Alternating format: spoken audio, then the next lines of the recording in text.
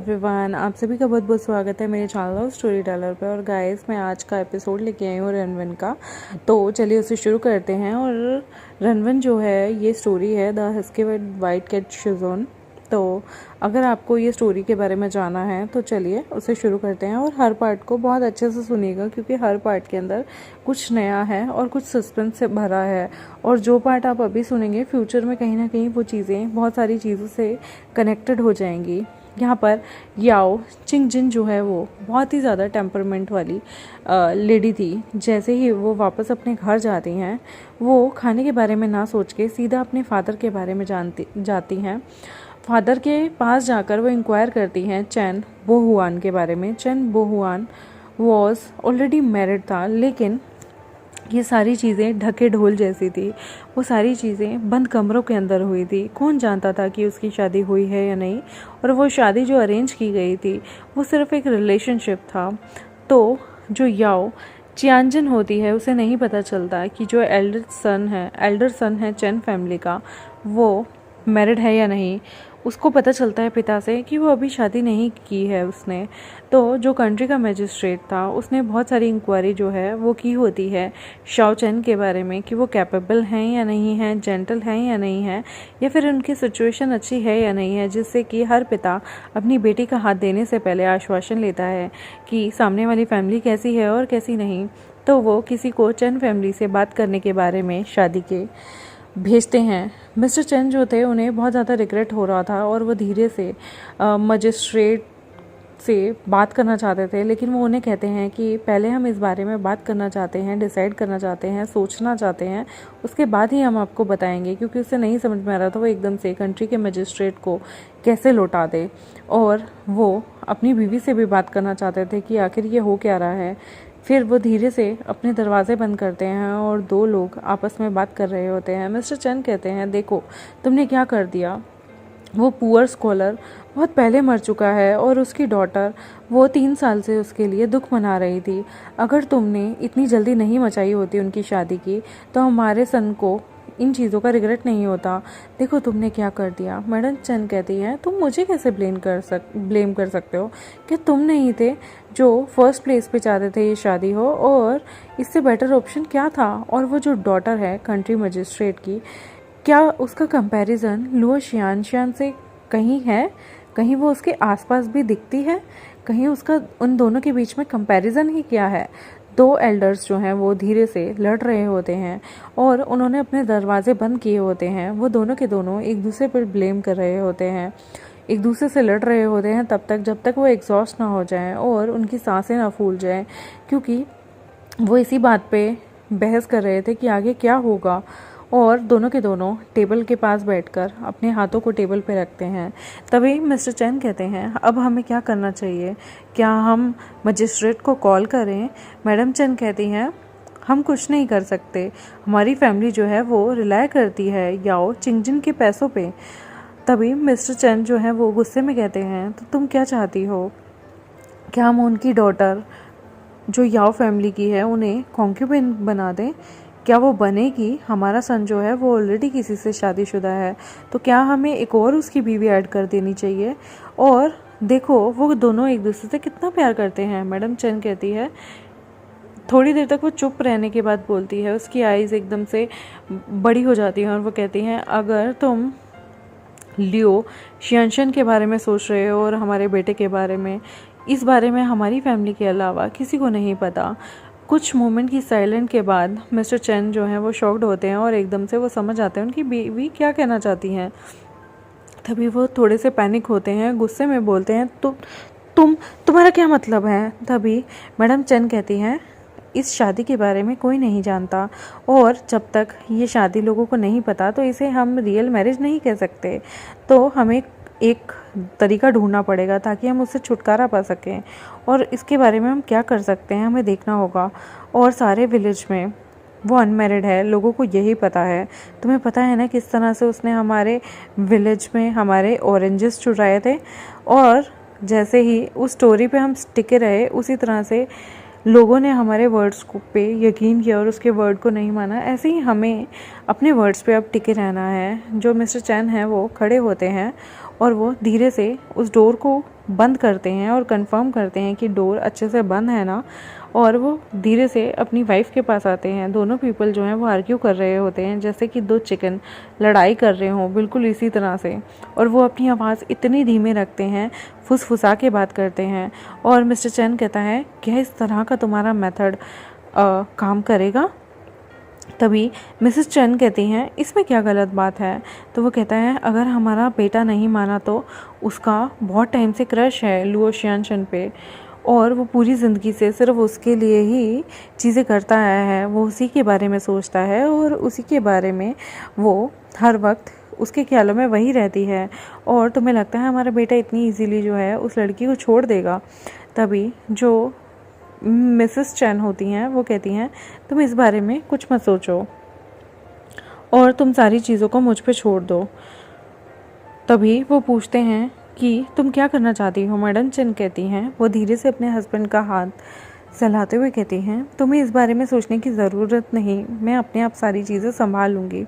और थोड़े टाइम के बाद मैडम चैन जो है सडनली बहुत सीरियसली इल पड़ने लगी, यानी कि बीमार होने लगी, और वो बहुत ही ज़्यादा स्ट्रेन सी इलनेस थी। डॉक्टर जो है वो एक्सप्लेन नहीं कर पाता था रीज़न, वो बस फिट नहीं लगती थी पूरे दिन और नॉनसेंस बातें करती थी। ऐसा लगता जैसे वो पोजेस्ड हो गई हो किसी घोस्ट से। मिस्टर चैन जो है वो टेरिफाइड हो गए थे और वो एक दाओस प्रीस्ट को उठाकर ले आते हैं घर पे, जो कि धीरे से पीछे से बोल रहा होता है। और वो देखता है कि वहाँ पर कुछ ना कुछ नेगेटिव चीज़ें हैं चैन फैमिली के अंदर, स्पेशली मैडम चैन के अंदर। और वो रिजॉल्व करने की कोशिश करता है मैडम चैन यानी कि मिसेस चैन की जितनी भी चीज़ें होती हैं। और वो कहता है कि तभी चैन बो हुआन आता है और कहता है क्या हुआ है मेरी मदर को? तब वो कहता है कि ब्यूटी, जिसे हम डे लाइट में नहीं देख सकते, उसने अटैक किया है। और एकदम से वो इशारा करता है जहाँ पे लुओ शियानशन खड़ी थी।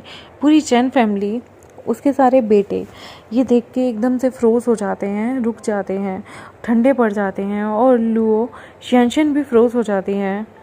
न जाने कितने टाइम से उसे बताया गया था जब से वो चाइल्ड है कि वो कर्स चाइल्ड है। जब वो पैदा हुई तो उसकी मदर गुजर गई, फिर उसके ब्रदर भी कहीं ना कहीं मर गए थे, और फिर उसके फादर भी, उनकी भी डेथ बहुत छोटी उम्र में हो गई। तो कहीं ना कहीं सारे के सारे ये मानते थे कि वो एक कर्स्ड है, यानी कि एक बहुत ही ज़्यादा मिसफॉर्चून लेके लोगों की किस्मत में आई है। वो उसे बार बार लोग बाग एक्यूज़ करते थे कि, और अब तो ये जो दाओइस्ट आया था इसने भी उन लोगों के दिमाग में ये भरना शुरू कर दिया था कि ये अपनी मदर इन लोगों को मार देगी। चैन फैमिली जो है वो बहुत ही ज़्यादा पेट्रिफाइड थी। उसके सन जो हैं वो चैन फैमिली को उसे छोड़ने के लिए बोल देते हैं, और कोई भी आउटसाइड का फैमिली अभी नहीं जानता था कि वो मैरिड है। उसकी जो रेपुटेशन थी वो कहीं ना कहीं रेपुटेशन बहुत इनोसेंट थी, और वो उसे पैसे देकर उसे बाहर भगा देना चाहते थे ताकि वो किसी अच्छी फैमिली में जाकर शादी कर सके। लुओ शियानशन जो थी वो बहुत एंशियस और अफ्रेड थी, क्योंकि वो बहुत वरी करती थी कि अगर वो कैसे मार सकती है मैडम चैन को। और उसकी आंखों में जो है फटाफट से आंसू आ जाते हैं, वो अपने आंसुओं को नहीं रोक पाती। तभी चैन बोहुआन जो है वो, उसका दिल ना जाने कितने हिस्सों में टुकड़ों में टूट जाता है, क्योंकि तब के लोग बहुत ज़्यादा इन चीज़ों में, इन बकवास की बातों में बिलीव करते थे। और वह देखता है कि उसकी मदर दिन ब दिन कितनी कमज़ोर होती जा रही है, और वो एकदम से एक पत्थर और एक हार्ड प्लेस में जाकर रुक गया था, जैसे मानो सामने खाई हो और पीछे पीछे इतना बड़ा बवंडर। और वो नहीं जानता था कि वो कैसे इस चीज़ से बचे। वो लुओ शियानशन को घर छोड़कर जाने भी नहीं देना चाहता था, और वो अपनी मदर को भी इस तरह से सफ़र नहीं करना चाहता था। ये उसके लिए बहुत ज़्यादा डिफ़िकल्ट सिचुएशन थी, जहाँ उसे प्यार, फैमिली और अपनी माशूका के बीच में किसी एक को चुनना था। और उसे नहीं समझ में आ रहा था वो क्या करे, वो कहाँ जाए, कैसे सबको यकीन दिलाए। और यहाँ पर लियो शिनशन भी कहीं ना कहीं बहुत बुरी तरह से रो रही थी, उसे भी नहीं पता था कि वो क्या करे। और जो हमारी मैडम चैन थी, कहीं ना कहीं ये उन सब चीज़ों का प्लान था, और ये जो दाओस्ट भी आया था ये भी उनके प्लान का कहीं ना कहीं एक बहुत बड़ा हिस्सा था। तभी चैन बोआन जो है वो कुछ टाइम के बाद बाहर जाता है, और वो अपने घर में नहीं होता। तब जो ब्रदर होता है चैन फैमिली में उसका, वो एक दिन जब उसका भाई घर से दूर चला गया होता है तो वो अपनी सिस्टर इन लॉ लुओ शियानशन के जो कि बटरफ्लाई फ्रेगनेंट पाउडर को मिक्स कर रही थी ग्रीन हाउस में, उसके पास आता है और तभी के तभी उसके यूटेंसिल को आकर फेंकने लगता है। वो जो फ्रेगनेंट पाउडर था वो पूरे के पूरे फ्लोर पर गिर गया था और उस लड़की पे भी तभी एक अरोमा वहाँ पर जागने लगता है और सडनली वो उसकी बोन्स तक को हिट कर देता है। वो अभी उसे धो भी नहीं पाई थी कि उसका ब्रदर जो है वो उसके आसपास आ जाता है और उससे इम्पॉर्टेंट ड्यूटी के बारे में बोलता है कि एक वीमेन का वर्च्यू सबसे ऊपर होता है और एक वाइफ डॉटर को हम्बल होना चाहिए, पेरेंट्स की रिस्पेक्ट करनी चाहिए। बट लुओ शियानशन, तुम बहुत टफ हो, तुम बहुत टिमिड हो और तुम बहुत ज़्यादा ज़िद्दी हो। वो रोने लगती है। वो नहीं जानती थी वो क्या करे। वो छोड़ के जाना भी नहीं चाहती थी और वो उन लोगों से भीख मांगना चाहती थी कि प्लीज़ आप किसी और वे में चीज़ों को सोचें। लेकिन जो सेकंड सन था चैन फैमिली का, वो बहुत इम्पेशेंट होता है। वो उसे थप्पड़ मारता है और कहता है तुम मेरी माँ को मारना चाहती हो, तुम एक कर्स्ड बिच हो और तुम्हें कोई और तरीका नहीं मिला। अगर तुम कर्ज नहीं होती, क्या तुम्हारे फादर मरते या मदर मरती या फिर तुम्हारा भाई जो कि डेड या अलाइव है, क्या वो मरता। और जैसे ही वो उसे इतना मारता है, वो उसे मुक्के मारता है, किक करता है और लुओ शियानशन को बार बार चिल्लाता है चली जाओ यहाँ से, श्रापित औरत, तुम यूज़लेस हो, तुम कर्स्ड हो। ये जो सन थे उनका सेम आइडिया था अपनी मदर की तरह। वो सारे के सारे अपनी माँ के ही आइडिया को फॉलो कर रहे थे और लुओ शियानशन को बहुत ज़्यादा तड़पा रहे थे क्योंकि उनका मानना था अगर वो ऐसा करेंगे तो लुओ शियानशन जो है वो जल्दी से उनका घर छोड़कर चली जाएगी। वो लुओ शियानशन को अपने ब्रदर की एब्सेंस में वो उसे बहुत मारते हैं और बहुत ज़्यादा टॉर्चर करते हैं, उसे थ्रेटन भी करते हैं कि अगर वो वापस आई तो वो उसे हर दिन मारेंगे। उसके पास कोई फैमिली नहीं थी, उसे इतना मारा जाता कि शायद वो मर ही जाए और कोई भी उसकी केयर करने वाला नहीं था। एक स्नो वाली नाइट होती है जब लुओ शियानशन को वो लोग घर से बाहर फेंक देते हैं। उसकी पूरी बॉडी पर न जाने कितने निशान थे और उसके जो शूज़ थे वो भी कहीं ना कहीं से फट गए थे। स्लोली वो धीरे धीरे एक सांप की तरह रेंगते हुए और उसकी आंखों में आंसू से भरे, लिप्स एकदम सूज गए, वाइट हो गए और वो बिल्कुल मरने की हालत में, जैसे एक शेर का बेटा मरने की हालत में होता है, बिल्कुल वैसी थी। वो लेट नाइट थी, वहाँ पर बाहर ज़्यादा लोग भी नहीं थे और वो रेंगते हुए उस वर्ल्ड में घूम रही थी। उसे नहीं पता वो कहाँ जाए, उसे नहीं पता कि उसके लिए कोई है या नहीं। चैन ब्रदर बिल्कुल सही थे, उसके पास ना फैमिली थी, ना फादर, ना ब्रदर और कोई उसके लिए स्टैंड लेने वाला नहीं था और कोई उसकी केयर करने वाला नहीं था। वो क्या करेगी इस टाइम पे। और क्या वर्ल्ड उसे अपनाना चाहेगा। उसकी बोन्स बहुत वीक हो चुकी थी। उसने बहुत ज़्यादा पतले कपड़े पहने हुए थे। जब उसे घर से बाहर धक्के मार के निकाला गया, उसकी लेग्स जो थी वो बहुत ज़्यादा नम हो गई थी, यूज़लेस हो गई थी। वो वैसे ही रेंगती, गिरती, पड़ती, आउटस्कर्ट में जाती है सिटी के।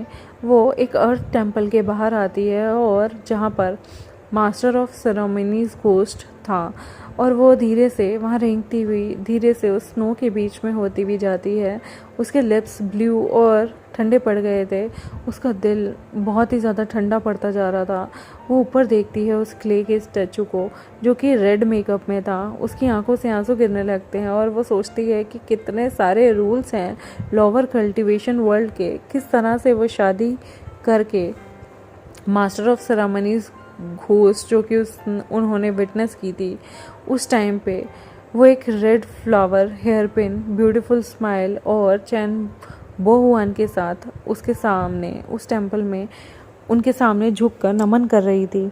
और जैसे ही दरवाजे बंद हुए उसका ये बिग ड्रीम भी टूट गया। बस यही तो थी उसकी ब्यूटीफुल ब्रास मिरर की पिक्चर्स कि वो बेचारी लालच में एंजॉय कर रही थी, लेकिन उसका मन टूट चुका था। वो फिर से घुटनों के बल बैठती है मास्टर ऑफ सेरेमनीज घोस्ट के आगे और उसकी वो पुरानी गंदी भद्दी यादें उसके सामने आती है। वो जैसे तैसे अपनी बॉडी को घसीटती हुई वहाँ तक आती है और 3 टाइम वो रोती है, हंसती है और कहती है शादी as a husband and wife, no doubt उनका प्यार रिजॉय करना चाहिए इस रात में, और उसे अपना वो विज़न जो है ब्लरी सा आता है उसके सामने कि वो एक रात में लोगों के सामने चिल्लाते हुए कह रही है, मैंने नहीं चुराया, मैंने नहीं चुराया, मैंने वो संतरे नहीं चुराए। लेकिन कोई भी उस पर बिलीव नहीं कर रहा और सारे के सारे उस पर हंस रहे हैं। वो डे उसे याद आता है कि वो कैसे एक पर्सन से दूसरे पर्सन तक जाकर चिल्ला रही है कि मैं ही चेन बो युआन की वाइफ हूँ, लेकिन कोई भी उस पर बिलीव नहीं कर रहा। वो छोटी सी बच्ची की तरह ही फील कर रही है जो कि बुरी तरह से मड में कवर्ड थी, और वो लोगों को बहुत बुरी तरह से कन्विंस करने की कोशिश कर रही थी कि मेरी गलती नहीं है। तभी उसकी तरफ एक हाथ बढ़ता है जो स्टीम बन उसके हाथ में देते हुए कहता है, अगर तुम्हें भूख लगी है तो इस स्टीम बन को खा लो और अपनी हंगर को मिटा दो। वो पर्सन कहाँ गया आज इस स्नो रात में? क्या वो वापस आएगा? क्या वो उसे ढूंढना चाहेगा? क्या वो इसके लिए वरी होगा या सीक्रेटली चैन की सांस लेगा कि उसकी मदर सेफ हैं? लेकिन उसका क्या? लुओ शियानशन जो है वो अर्थ टेम्पल में आती है रेंगती हुई, उसकी आंखों से आंसू रुक ही नहीं रहे थे और वो कहती है, मैडम मास्टर ऑफ सेरेमनीज, मैं हमेशा उसके साथ रहना चाहती हूँ, मैं उसकी बीवी बन के रहना चाहती हूँ।